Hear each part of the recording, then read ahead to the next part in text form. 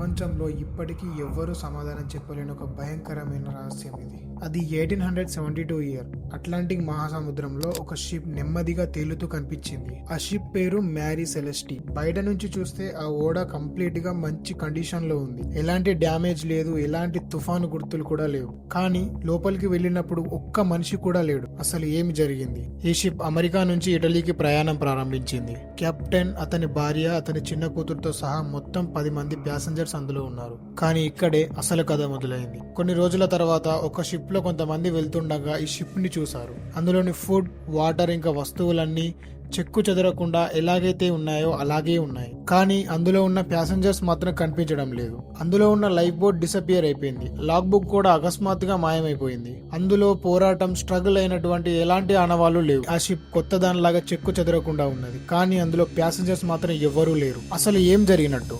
బయట చాలా మంది చాలా రకాలుగా చర్చించుకుంటున్నారు. అందులో కొంతమంది షిప్ లో ఉన్న ఆల్కహాల్ కి భయపడి షిప్ లో నుండి దూకి పారిపోయాడని చెప్తుంటారు. మరికొంతమంది సముద్రంలో సడన్గా ప్రకృతి విపత్తు జరిగిందని చెప్పుకుంటారు. ఇంకా కొంతమంది సముద్రంలో ఏదో రహస్య శక్తి ఉంది, ఆ రహస్య శక్తియే వాళ్ళని మాయం చేసిందని కూడా నమ్ముతుంటారు. అసలు ఎందుకు ఈ ఇన్సిడెంట్ ఇంత భయపెడుతుంది? ఎందుకంటే ఒక షిప్ తనంతట తాను ఖాళీ కాదు. అందులో ఉన్న 10 మంది మనుషులు అంటే ప్యాసింజర్స్ ఒక్క క్లూ లేకుండా కూడా మాయం అవ్వలేరు. 150 సంవత్సరాలు గడిచినా కూడా సముద్రం ఇప్పటికీ ఈ ప్రశ్నకు సమాధానం ఇవ్వలేదు. అసలు ఏం జరిగింది? మీరేమనుకుంటున్నారో కామెంట్ రూపంలో చెప్పండి.